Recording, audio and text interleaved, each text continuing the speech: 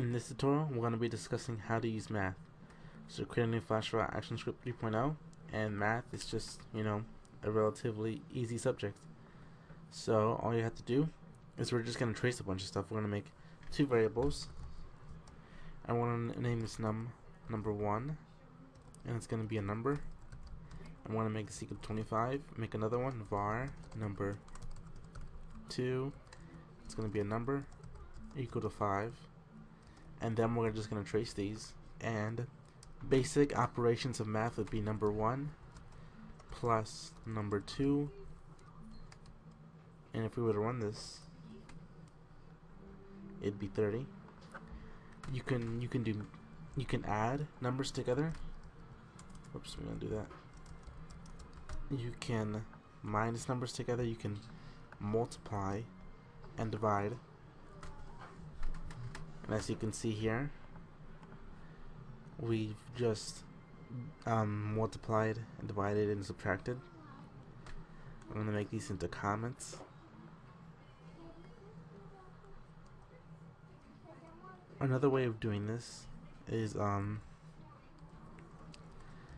getting number 1, and then you can do that plus thing again and just put number 2 equals number 2. So what you're basically saying is that number 1 plus whatever the other side is, so number 2 would be 5, so this would be adding it together. If we were to trace number 1, we get 30. And you can do this for the other ones too. So if we were to change this to a minus, multiply it, divide it. Oops, I forgot to trace these two. Okay, hold on, give me a minute. And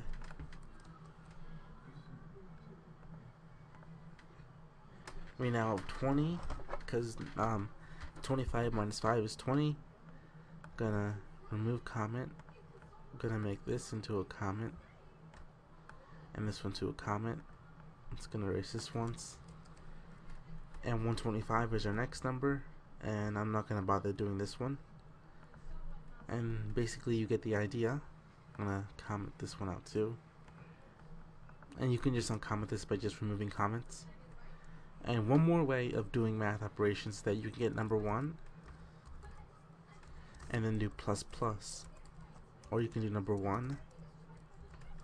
Well, actually, let's just run this, and let's see what happens when we do this. It's 26, and the reason this happens is because when you put number 1 and then you do this plus plus thing, it means add 1.